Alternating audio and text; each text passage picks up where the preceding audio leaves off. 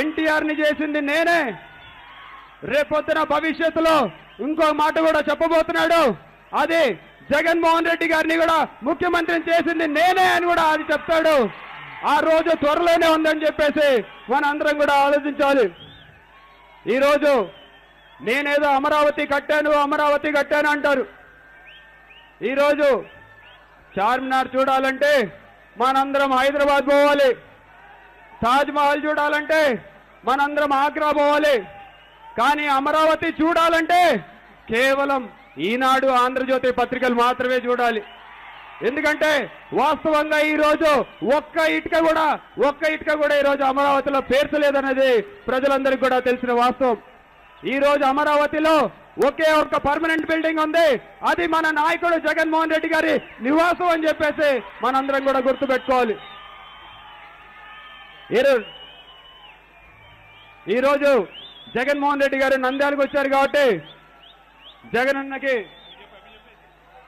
మేమందరం కూడా ఒక విన్నపం చేస్తున్నామన్నా, మా నంద్యాలని త్వరలోనే జిల్లా చేయాలని చెప్పేసి మిమ్మల్ని అందరినీ కూడా కోరుతున్నాం. అలాగే అన్న, మా నియోజకవర్గంలో చాలా మంది అగ్రిగోల్డ్ బాధితులు ఉన్నారు, కేశవ్ రెడ్డి బాధితులు ఉన్నారు, అక్షయ్ గోల్డ్ బాధితులు ఉన్నారు.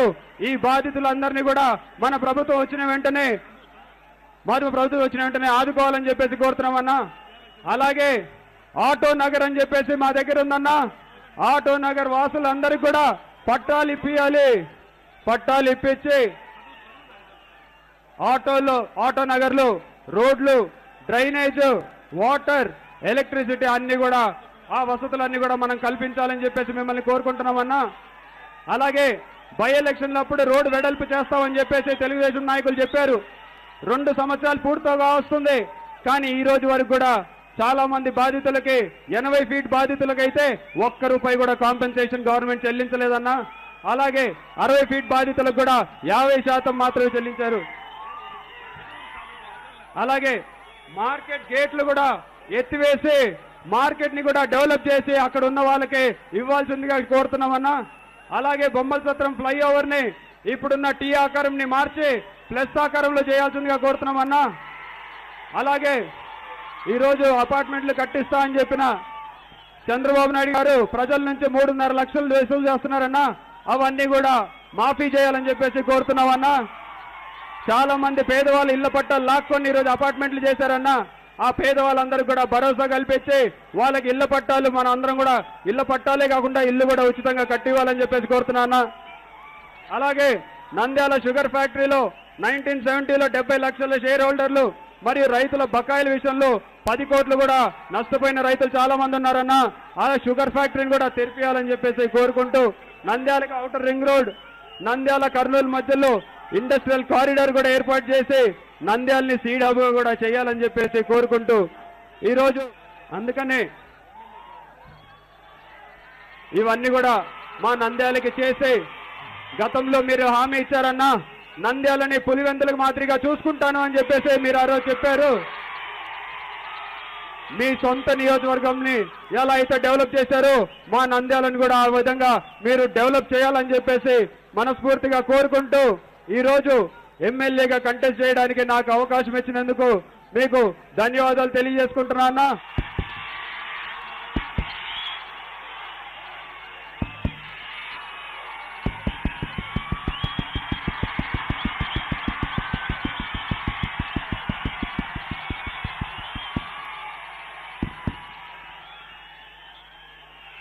నంద్యాల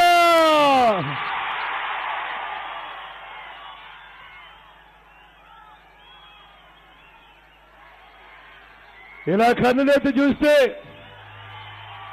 ఎక్కడ ఖాళీ స్థలం కనిపించడం లేదు. పైన చూస్తే సమయం 2:30, ఎండాకాలం, ఎండలు తీక్షణంగా ఉన్నాయి. అయినా కూడా ఇవేమీ కూడా లెక్క పెట్టడం లేదు. చిక్కటి చిరునవ్వులతోనే ఆప్యాయతలు చూపిస్తా ఉన్నారు, ప్రేమాను రాగాలు చూపిస్తా ఉన్నారు, ఆత్మీయతలను పంచిపెడతా ఉన్నారు. మీ అందరి ఆప్యాయతలకు, మీ అందరి ప్రేమానురాగాలకు, మీ అందరి ఆత్మీయతలకు, ప్రతి అక్కకు, ప్రతి చెల్లెమ్మకు,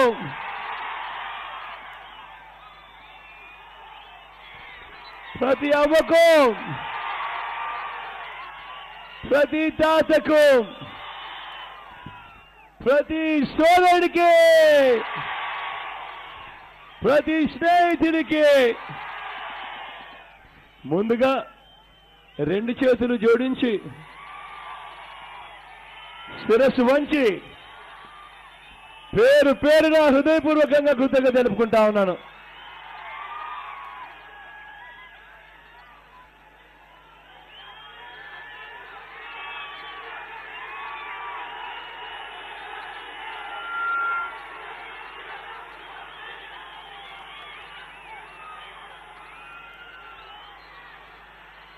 పైకి నా కృతజ్ఞతలు.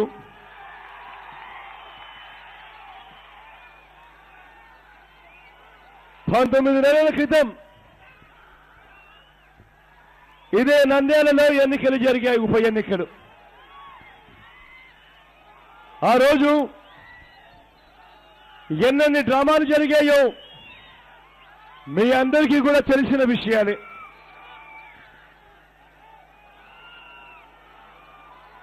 ఇదే నంద్యాల మీద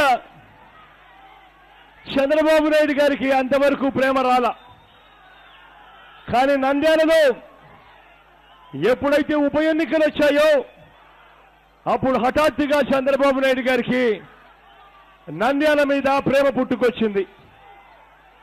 లెక్కలేనండి శంకుస్థాపనలు చేశారు, ఓట్ల కోసం గారడీ చేశారు, మనుషులను కొట్టారు, భయపెట్టారు, ప్రలోభాలు పెట్టారు. భారతదేశ చరిత్రలో ఇంతటి అన్యాయమైన, ఇంతటి అరాచకమైన ఎన్నిక బహుశా ఎప్పుడు జరిగిండదో నంద్యాల ఉప ఎన్నికల్లో చంద్రబాబు నాయుడు గారు చేసిన పనులు. 19 నెలల తర్వాత చూస్తే ఈరోజు నేను మీ ద్వారా చంద్రబాబు నాయుడు గారిని అడుగుతా ఉన్నాను.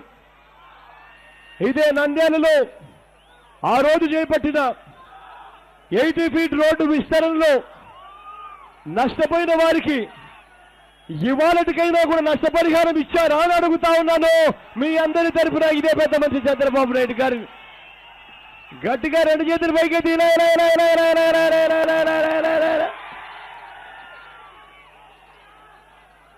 60 ఫీట్ల రోడ్డు 50% బాధితులకి ఇంకా నష్టపరిహారం అందలేదు. 80 ఫీట్ రోడ్లకైతే ఎవరికీ నష్టపరిహారమే ఇవ్వలేదు. ఓట్లేస్తే ఆ రోజు ఇల్లు ఇస్తాము అని చెప్పిన ఇదే పెద్ద మనుషులు ఇళ్ల విషయంలో కూడా పేదవాడిని ఏ రకంగా లూటీ చేశారు, పేదవాడిని ఏ రకంగా దోచేశారు అని చెప్పడానికి ఇదే నంద్యాలే ఒక ఉదాహరణ. రాష్ట్ర వ్యాప్తంగా జరుగుతూ ఉన్నాయి పేదవాడిని దోచేసే కార్యక్రమం. ఇదే నంద్యాల కూడా కొత్త కాకుండా అదే జరిగింది. పేదవాడికి ఫ్లాట్లు అన్నారు, 300 అడుగుల ఫ్లాటు కట్టడానికి ఎంత అవుతుంది అని అనుకుంటే స్థలం free, cement subsidy rate, lift లేదు ఫ్లాట్లో. ఇటువంటి పరిస్థితుల్లో కట్టడానికి ఎంత అవుతుంది అని అంటే ఏ కాంట్రాక్టర్ అయినా చెబుతాడు అడుక్కు 1000 రూపాయలు మించదు అని. అటువంటిది 1000కి అడుగు రూపాయలు, 1000కి అడుక్కు 1000 రూపాయలు మించని ఆ ఫ్లాటును అక్షరాల పేదవాడికి అడుక్కు 2000 రూపాయలు చెప్పున అమ్మాడు ఈ పెద్ద మనిషి చంద్రబాబు నాయుడు గారు. 300 అడుగుల ఫ్లాటు అడుక్కు 1000 అంటే 3 లక్షల రూపాయలకు పేదవాడికి ఇవ్వాల్సిన ఆ ఫ్లాటు చంద్రబాబు నాయుడు గారు లంచాలు తీసుకుని అడుక్కు 2000 రూపాయలు చెప్పున 300 అడుగుల ఫ్లాటు అక్షరాల 6 లక్షల రూపాయలకు పేదవాడికి అమ్మేశాడు ఇదే పెద్ద మనిషి చంద్రబాబు నాయుడు గారు.